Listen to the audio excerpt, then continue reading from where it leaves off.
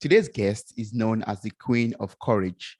She puts her skills from working at Boeing as a behavioral scientist to work as a retirement coach. You can pre-order a book called Fresh Courage on freshcouragebook.com. Welcome to the show, Sharon. How are you doing?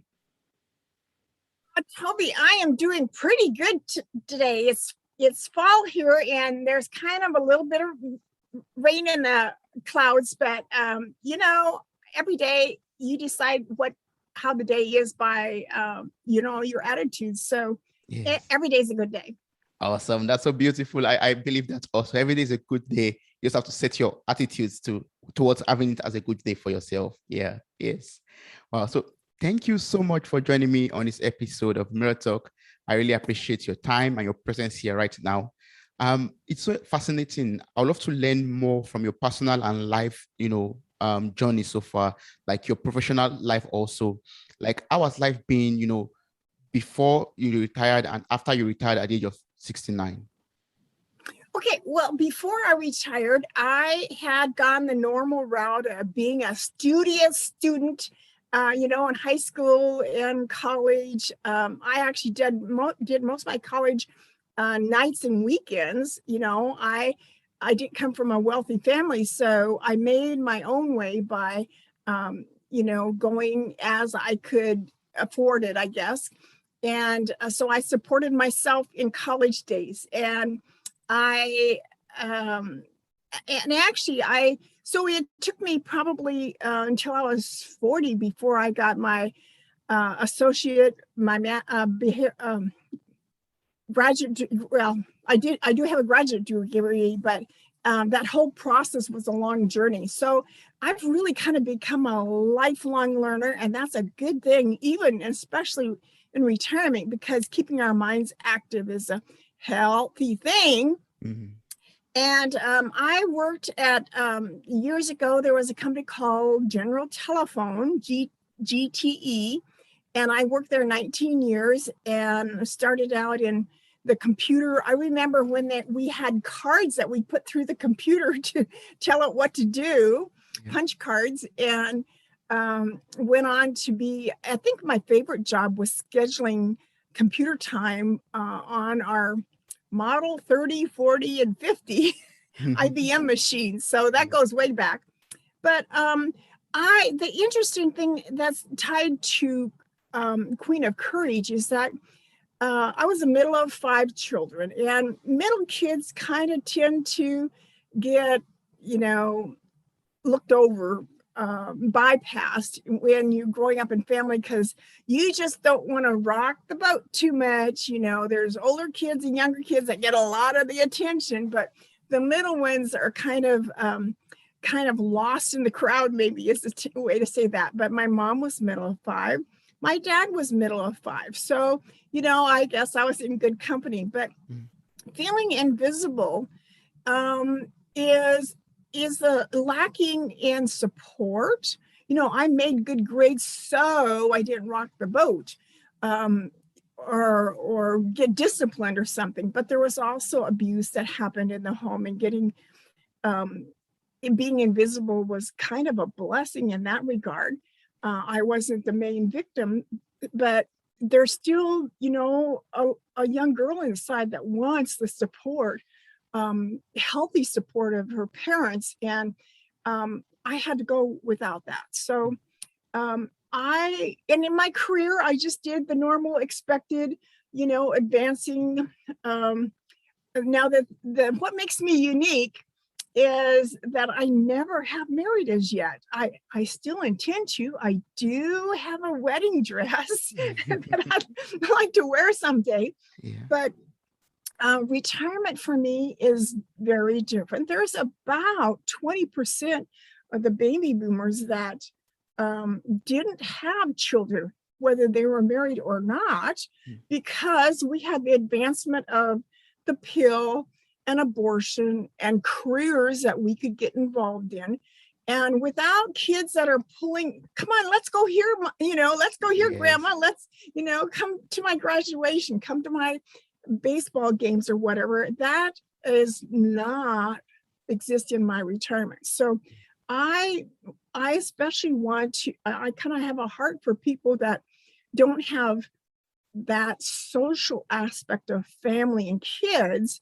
I think retirement is a little bit more challenging, but I did get, what makes me unique too is that I did get a master's degree in behavioral science. So when it comes to the retirement coaching process, I'm not focused on all the money aspect of retirement. I want to focus on all the emotional side of retirement that doesn't get much airtime, I guess, because there's lots of changes and transitions that we go through in retirement that I want to help people with. So, Yeah.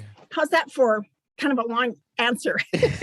That's so awesome, actually. And now I have, follow-up questions to that. Like, how did it feel like for you to be invisible? Like you said in your story that, you grew up like having that feeling of being invisible. How was that like for you, like to be unseen while growing up? Well, what was interesting that turned the tide for me, and this is kind of coming in from the back door to answer your question.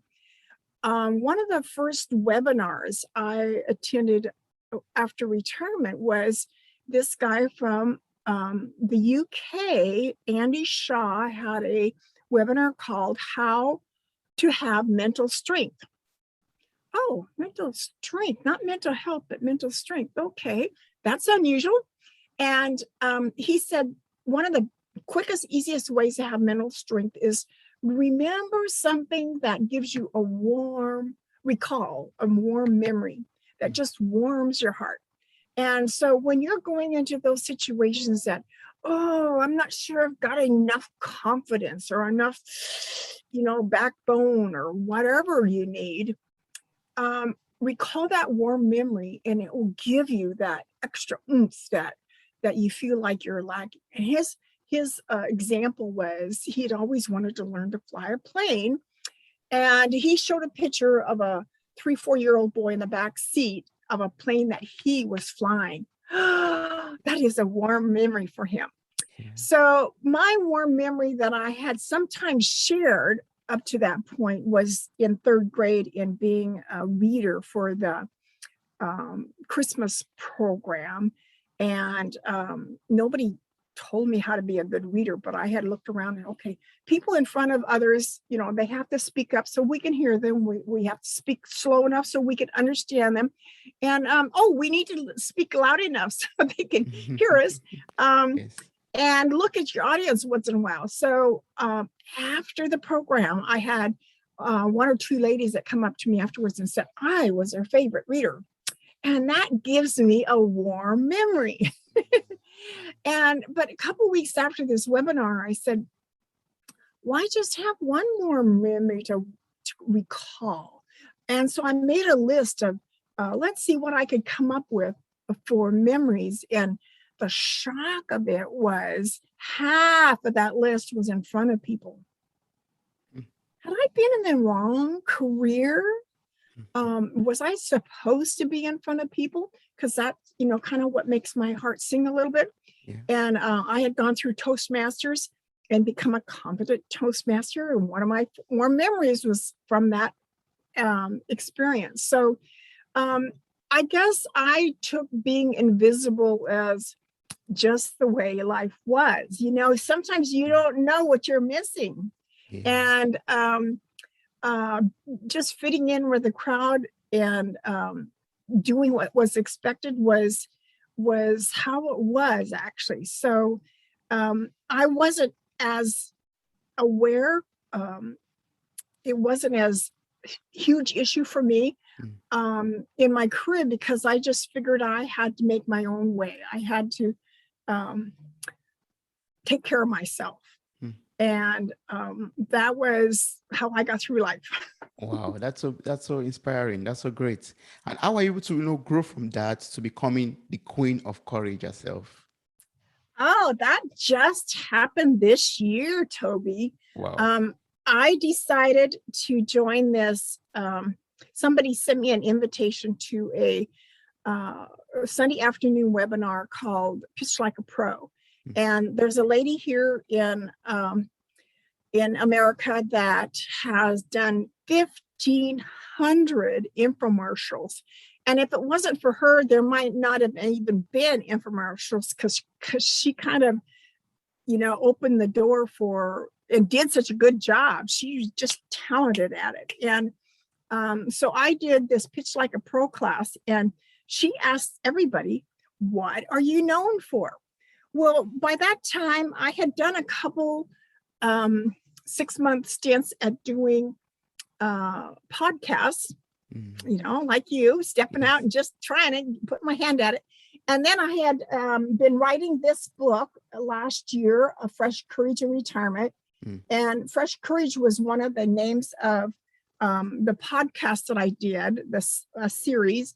Another one was called Maximize Retirement. And it was, again, not about the financial side. It's all about how do we adjust in retirement and come out smelling like a rose. And so I told her, well, I'm known for courage, so I guess I'm the queen of courage. And she's the queen, of pitch.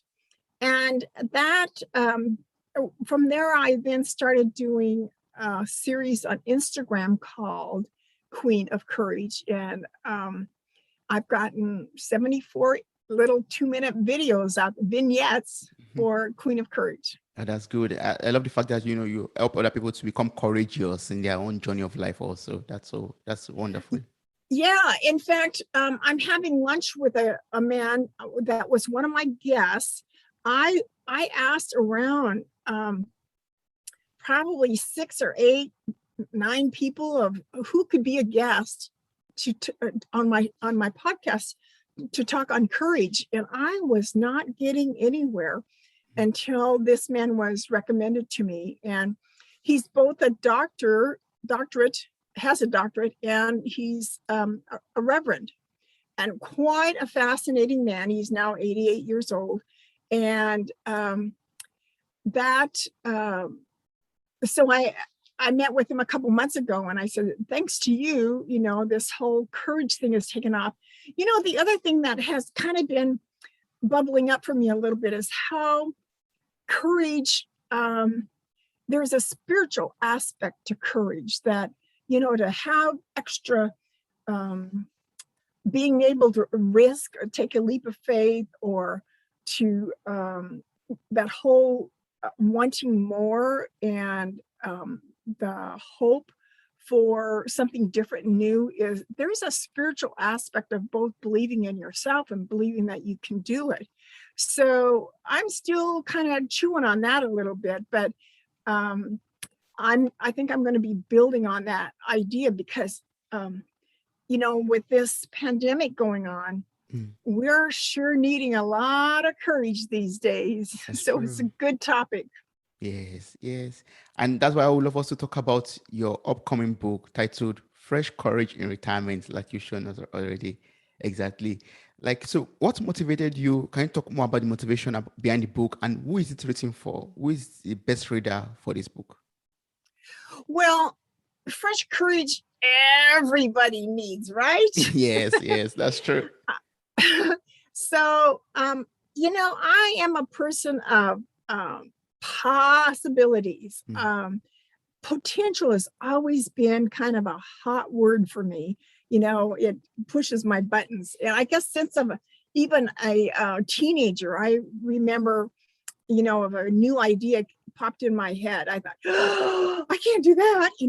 I grew up on a farm, so it seemed like I was standing on the back of a flatbed truck. And if I took that step, it would be like, taking one step off the back of the bed. It might be 36 inches down. I might twist my ankle. I might hurt something. The next time it came to me, it seemed more like a 18-inch drop. Well, that still seems a little scary, but not as scary as the first time. And by the time it came to me a third time, oh yeah, I think I could do that now. So it was kind of getting used to the idea. And I think sometimes all of us have, these little whisperings that come to us and say, you should try this, or reach out to someone, and it scares us. But the scaring is kind of good, because I think getting out of our comfort zone is actually where we grow. And I didn't know that much about podcasts, but I jumped in and just go with the flow, see what happens. And the well, in fact, one of I make these little blocks, and like cherish forever what makes you unique. Yeah. I love color, and I love wisdom, and I love sewing. So they kind of all come together, and they're sprinkled throughout my book. So my book is actually an adult picture book, because there's something about how our brain processes art and beauty in a different way. It kind of like gets into our spirit, maybe. So if that's another and a powerful way to communicate, then I'm up for it. So I'm not sure. I forgot whether I answered your question. Yes, I mean that was like the motivation behind the book, and now I'm so happy that you explained even how the book is being structured. That's so beautiful. So I encourage everyone out there to pre-order the book already on freshcouragebook.com, and then get a copy of it already. Yeah, the thank you, Toby. Fresh courage in retirement is really fresh courage for anybody, because it comes from the attitude of being curious like a 3-year-old. If they want to open that cupboard door, they figure out a way, or open the bathroom door, they're going to keep trying. Well, we should all keep being curious, because I think it keeps us young. But the examples in the book are mainly steered towards boomers, because boomers have so much free time in retirement. And there's a myth going around that like I've heard a couple people say that once you retire, you're dead in 3 years. That hurts me. When it comes to potential, that's lost potential. People who live from their heart and are more social and more mental strength, they're the ones that live to 90 and 100. And so my book, the principles apply to anybody, but the examples, I give lots of examples of websites and books and movies that can help you get your mind thinking in a new direction. But there probably in the future will be a book that's more aimed at the general public rather than just the retirees. But right now it's the potential of the boomers that just really, I want to change and inspire and motivate them to be giving, because they'll live longer and their healthcare costs are lower and more fun. Yeah, that's true. So from your experience so far, can you share some tips with us? Like, how have you been able to create a life of purpose, a life of meaning, a life of fulfillment, even after retirement? Well, the people often lose their identity, when they don't have their business card to tell, the world who they are. If they don't have a job that defines what their job is to do, a task, this is how I contribute to the world, they can feel lost and confused and frustrated. One lady told me that it just so irked her because her daughter was talking about her, walking right beside each other, and she was acting like her mom was invisible because she didn't have a job. Well, to some degree, that kind of applies. But one of the guests I had on my podcast said an easy way to transition is do what you do for charity. So if you're an airline pilot, who often, a lot of them are afraid to retire, find somebody who needs something delivered. people or things. Do the same, that transition from what you've been paid to do. Now do the same thing for charity if that's what you enjoy doing. Yeah. Now, maybe your job wasn't something you enjoyed doing, but have you forgotten who you are? You're still that educated person. You're still that person with all those connections. You're still that one that was talented. You know, maybe you were a great debater in high school. Maybe you played a mean trombone. You're still that person. You know, this line came from The Lion King, and I thought, yeah, in retirement, I think sometimes we forget that the fact that we don't have a job doesn't make me any different. It's just mean I need to find a new place for my uniqueness to fit into the world around me.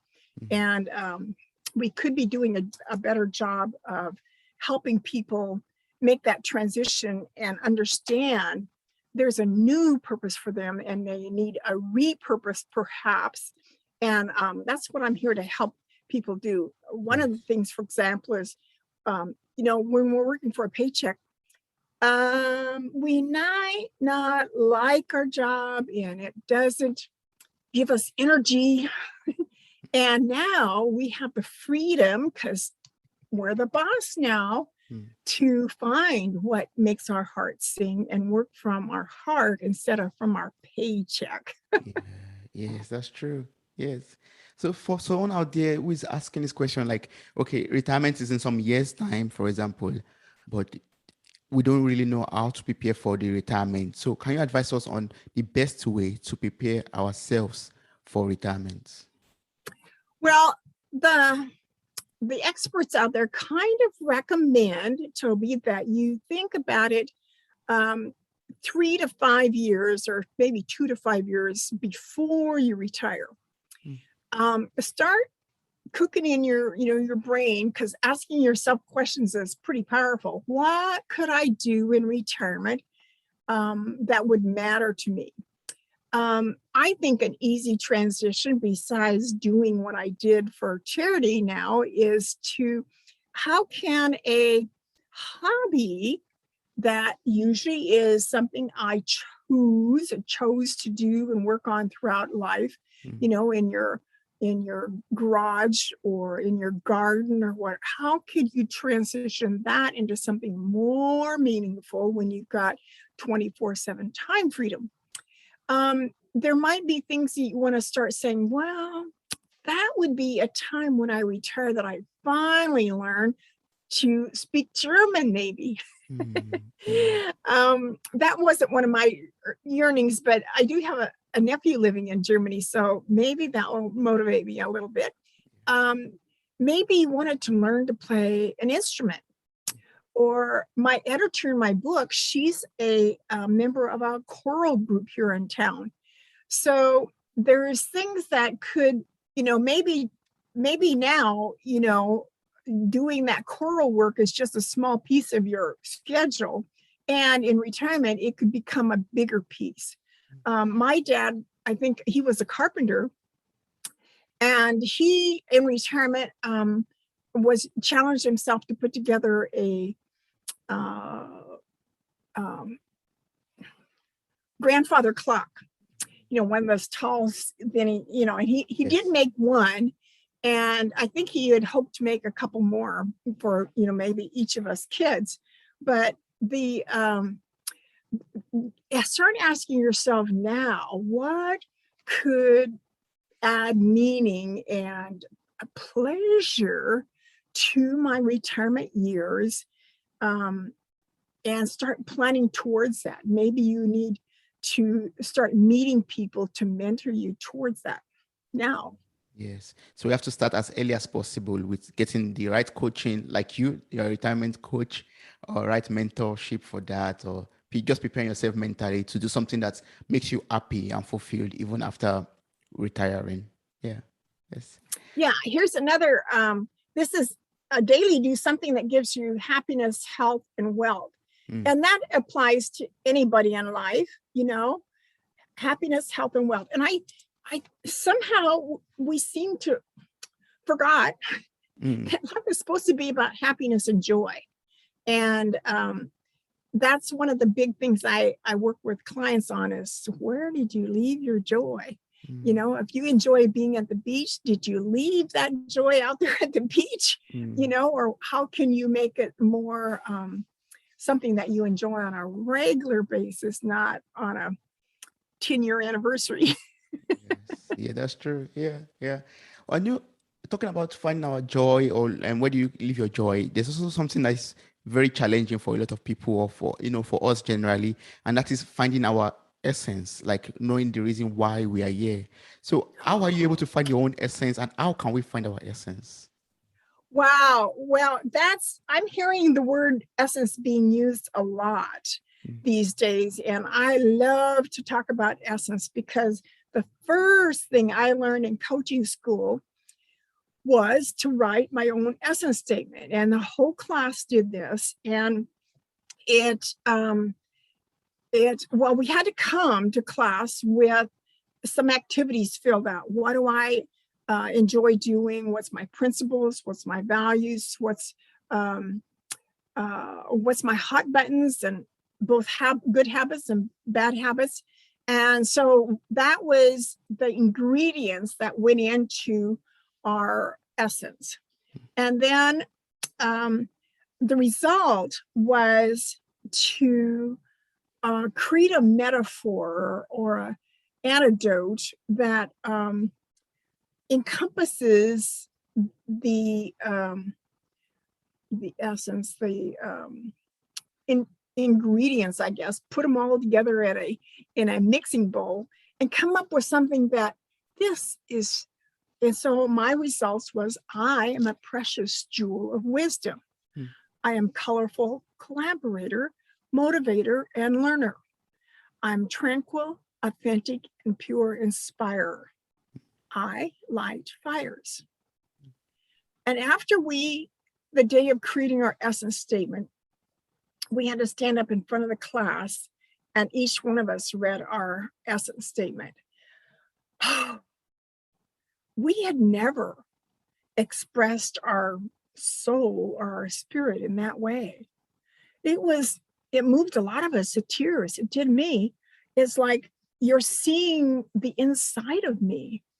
And so that's the thing I most like to do with my clients, is to teach them their essence statement. And let me mention that the thing that puts this together, the jewel, I had been in a art fair in Dallas, Texas, and had visited a booth that had it was by a geometry teacher turned jeweler. Mm. And his designs were so unique. I was just blown away with his style of being a jeweler. And I put his rings on my hand, and something in my gut moved. I took them off, and what just happened? So I put them back on again, and my gut moved again. And that's the powerful moment that caused me to use "I'm a precious jewel of wisdom" as my first statement of who Sharon is. Mm. And I could say now, I guess, I'm a precious jewel of courage. Yes, yes, you're a precious jewel of courage. Yes, yes. So the power of that then, Toby, was I still was, it took me 3-4 months, I was kind of bouncing off the wall, like, how do I know if my days are productive?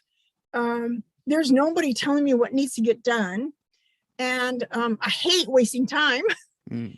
And I made a wall hanging that I put up here on my wall. And I'd come back to that wall hanging and read my essence statement, sometimes 2 and 3 times a day. And I started realizing how, when I lived from that soul, spirit, inner spark, every day feels productive. Amazing. It's like I was living from my core. So the challenge, once you know your essence, is to align your choices and decisions with something that is, makes the whole road trip easier because you're going in the same direction. You get frustrated when your values and the things you like about life are not correlated with your essence. Mm. Yes, yeah.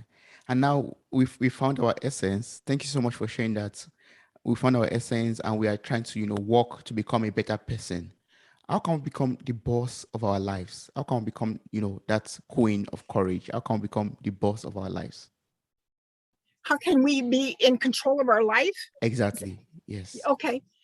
Um, well, in retirement, since you don't have anybody, unless it's a spouse or something, or your kids telling you what you have to get done, Mm. the choices become yours to make. One of the fallacies, I think, with retirement is that nobody tells you you're the boss now. Mm. You decide what's the activities on your calendar. How often do you go see your doctor? How often do you get your ears checked? How often you show up at a book club or church or your golfing buddies? You have to make that decision consciously to fill your calendar with social activities. Social health is important in retirement, but um, the main, well, I think the subtitle to my Fresh Courage podcast was "It's Your Time to Shine," Mm. which they both kind of mean the same thing, that you are making the choices. And I don't like the word, you're the boss now so much, because it sounds like controlling things, and I don't need to control things. Yeah. But to rise up and say, it's my time to shine. I get to live from my heart instead of from that paycheck now. Mm. That's a whole different change of mind about where's your happiness and joy, and let's live from there. Yes. Oh, that's so beautiful. Thank you so much. Yes. And there's a challenge with a lot of people, especially in retirement also, like the challenge of feeling lonely and feeling isolated. Like how can we overcome this challenge of isolation, and how can we gain mental strength, as you talked about earlier already?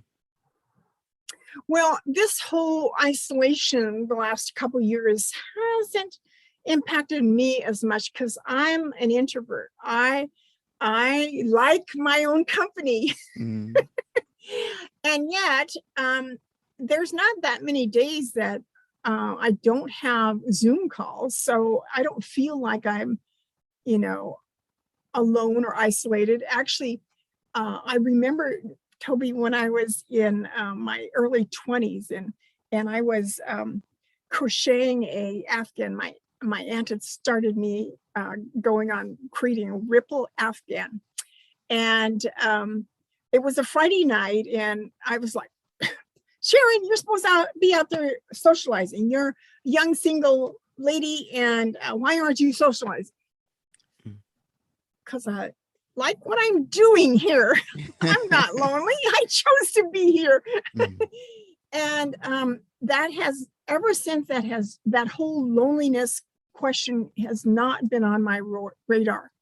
I choose to be here doing this.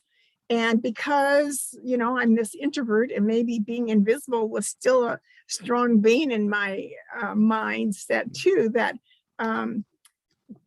waking up to what others expect of us and what we expect of ourselves can be totally two different things. Mm. And recognize that going with the flow of what culture expects of us doesn't have to rule our days and our schedules. In fact, I think now that a lot of the traditions that we grew up with as a boomer, we have to unlearn.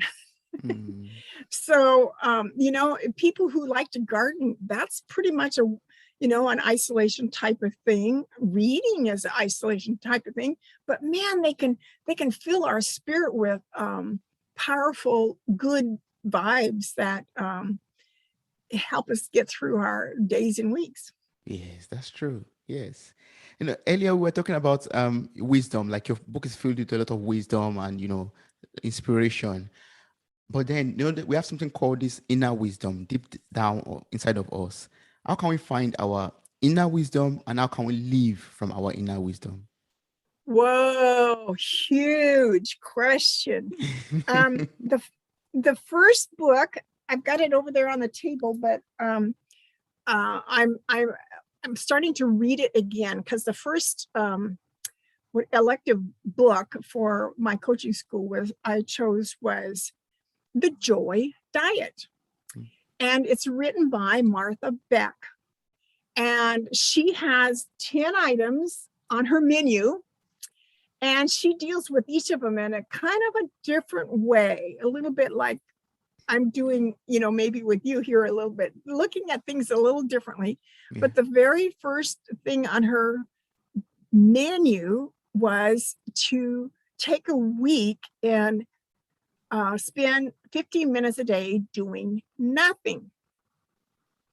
Okay, that's kind of hard to do, but I decided I'm going to sit here and be quiet and try to, just quiet my mind and basically listen. And it didn't take long before I realized there's a voice of wisdom inside of me.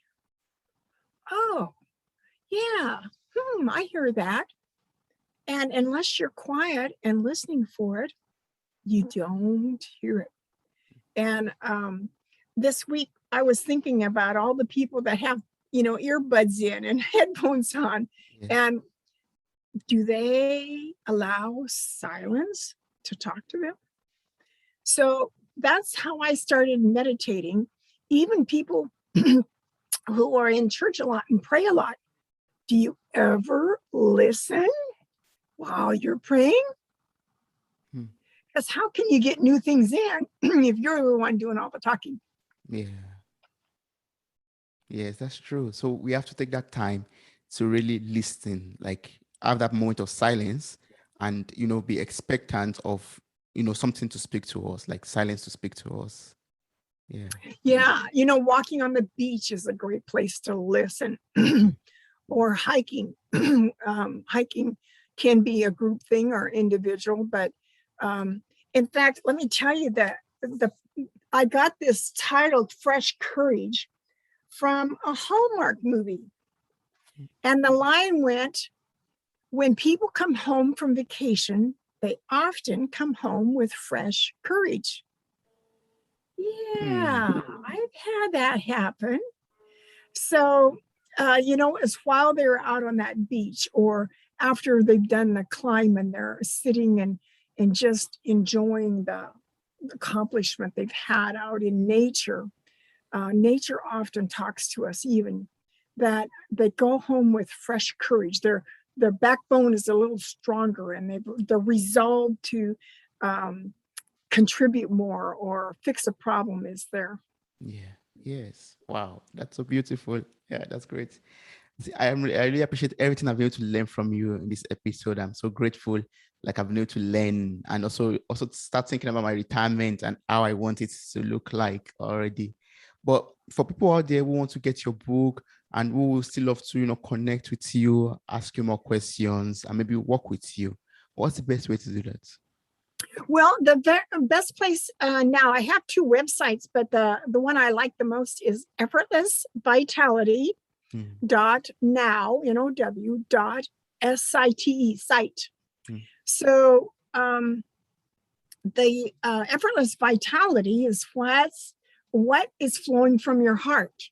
Yes. And usually our heart is what gives us that extra oomph to try harder, try longer, keep with the being courageous. But I also have on my Facebook page a Facebook page called Fresh Courage in Retirement. That is a group that I'm starting to chat with and have discussions around my book. And then I'm going to also be starting a Fresh Courage in Retirement group where I will be group coaching them.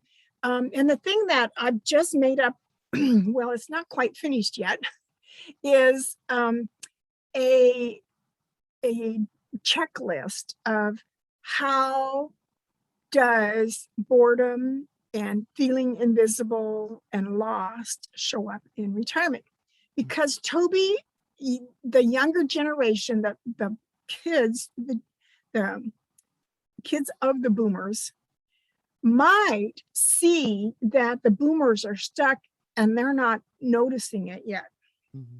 We're too close to the situation. So if you were to ask your parents, how's retirement going for you? And you listen, you might hear frustration, disappointment, confusion. Mm. And this diagnostic checklist will help people see themselves like a mirror that, oh, yeah, I guess I have been doing that. I guess I might need some help. Yes, that's true. Well, thank you so much, Sharon, for everything I've learned from you today. I learned, most importantly, also now the importance of listening. I learned about, making plans and listening to your inner wisdom and living from it. Like, that's so awesome. That's tangible lessons to take for the rest of my life. Thank you so much. Well, and there's something about connecting dots, where the color and the wisdom and the sewing come together. There might be things in people's lives that, oh yeah, I do like travel, and I do like doing volunteering, and I do like working with animals. One of my first guests that just jazzed me was a lady who did community service around the world for a year. And one of the things she wound up doing, she did 12 different projects, and she wound up feeding baby lions, riding elephants, and helping at a baboon sanctuary. And how all those three things came together in such a perfect experience for her was a dynamic story. That's in chapter 1 of my book. So we have to get the book on time. Like, everyone should pre-order it already and get a copy of it and read up the stories. Yes, I'm looking forward to getting a copy of the book also, and getting much more wisdom. Yeah, that's available on Amazon now. It's a pre-order. I do expect to have the book in my hand on Friday, just a couple more days. The pandemic has slowed things down, so I expected it to be here like 3-4 months ago. But hey, I'm a patient person. Yeah, that's good. So there is a freshcouragebook.now.site. If you would like to have a book autographed, I believe there's a form there or a button to click on if you want an autographed version of the paper copy. Yes, beautiful. So all of this information will be in the show note of this episode. So I encourage everyone to click on the links or copy the links and get a copy of the book, pre-order the book, and become much better and much more prepared for retirement or live a much better retirement life. Thank you so much, Sharon. And I'd love to be an international speaker. So somebody invite me to Germany to come speak to some boomers there, okay? Yes. Let's make that happen. Let's make that happen. Yes, awesome. Thank you. Thank you, Toby. This has been a delightful time. Awesome. Great.